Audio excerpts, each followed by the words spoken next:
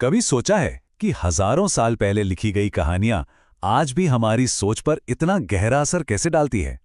आज हम भारत के प्राचीन साहित्य के उसी खजाने में गोता लगाने वाले हैं।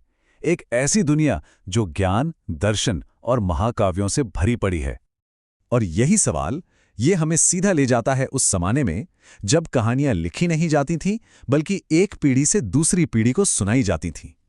तो चलिए इन्हीं प्राचीन कहानियों की जड़ों को खोजते हैं जो भारत के साहित्यिक इतिहास की नींव हैं। जरा एक ऐसे पुस्तकालय की कल्पना कीजिए जहां किताबें कागज पर नहीं बल्कि पीढ़ियों की यादों में लिखी गई हैं। हम भारत के उसी प्राचीन साहित्यिक संसार में कदम रख रहे हैं जिसकी भाषा है संस्कृत। एक ऐसी भाषा जो खुद में एक पूरा का पूरा इतिहास समेटे हुए है। तो चलिए इस विशाल पुस्तकालय के सबसे पहले और सबसे पवित्र कमरे में चलते हैं जहां ज्ञान की पहली किरणें फूटी, यानी कि वेद। वेद का मतलब ही है ज्ञान। ये सिर्फ किताबें नहीं हैं, बल्कि वो दिव्य ज्ञान है जिन्हें हजारों सालों तक लिखने की जरूरत ही महसूस नहीं हुई।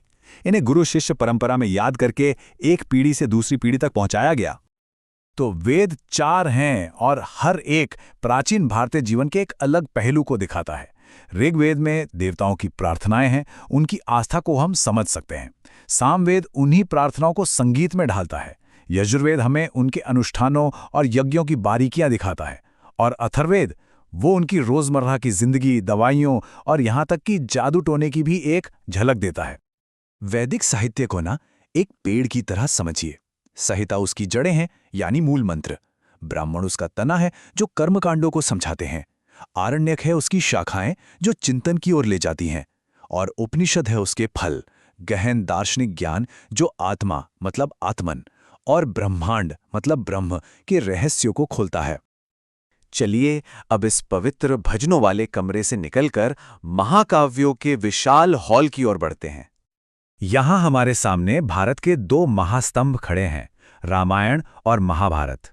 रामायण, जिसे आदि काव्य यानी पहला महाकाव्य कहा जाता है, अपनी कहानी में लगभग स्थिर रहा। वहीं महाभारत एक नदी की तरह है जो समय के साथ और विशाल होती गई और अपने अंदर अनगिनत कहानियों को समेटती चली गई। जरा इस संख्या पर एक बार फिर से गौर कीजिए। 1,00,000 श्लोक। महाभारत सिर्फ एक महाकाव्य नहीं, बल्कि अपने आप में एक पूरा साहित्य है।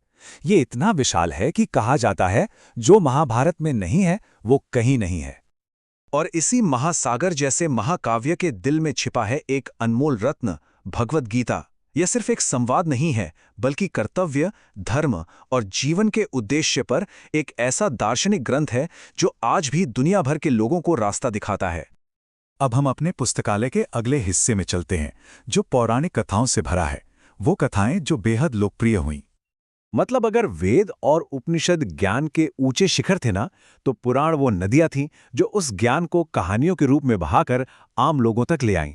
इन्होंने देवताओं को एक मानवीय रूप दिया और धर्म को लोक कथाओं से जोड़ दिया। पुराण साहित्य की संरचना भी बहुत व्यवस्थित है। कुल 18 मुख्य पुराण हैं, जिन्हें अक्सर त्रिमूर्ति यानी विष्णु, ब्रह्मा और शिव के आधार पर बांटा जाता है, जो सृष्टि के 3 मुख्य पहलुओं को दर्शाते हैं। लेकिन ऐसा नहीं है कि प्राचीन भारत के वैचारिक आकाश में सिर्फ एक ही परंपरा की रोशनी थी। उसी दौर में नए दर्शन और नए विचार भी जन्म ले रहे थे, जो स्थापित मान्यताओं को चुनौती दे रहे थे। बौद्ध और जैन धर्म ने अपने विचारों को आम लोगों तक पहुंचाने के लिए संस्कृत की जगह उस समय की लोक भाषाओं पाली और प्राकृत को चुना। बौद्धों का त्रिपिटक और जैनों का आगम साहित्य दोनों ही इन भाषाओं में रचे गए ताकि संदेश सीधे लोगों के दिलों तक पहुंचे। तो ये जो हम देख रहे हैं, ये सिर्फ एक तस्वीर नहीं, बल्कि उस दौर के बौद्धिक मंथन का प्रतीक है। हर ग्रंथ, हर विचार एक अलग धारा थी जो मिलकर भारत की दार्शनिक विरासत को और भी ज्यादा समृद्ध बना रही थी।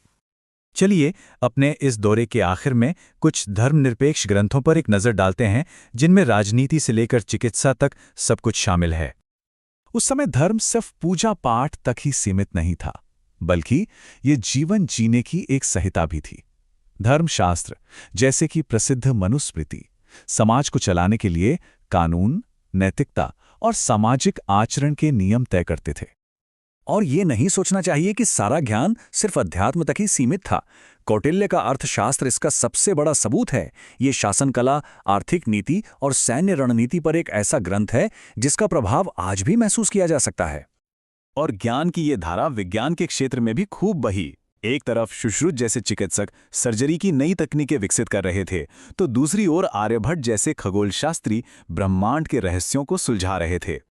तो सवाल ये उठता है कि हजारों साल पुरानी ये बातें आज हमारे लिए क्या मायने रखते हैं। इन प्राचीन ग्रंथों की गूंज हम आज अपनी परंपराओं में, अपनी सोच में और अपने समाज में कहां-कहां सुन सकते हैं। ये एक ऐसा सवाल है जो हमें अपनी जड़ों से जोड़ता है।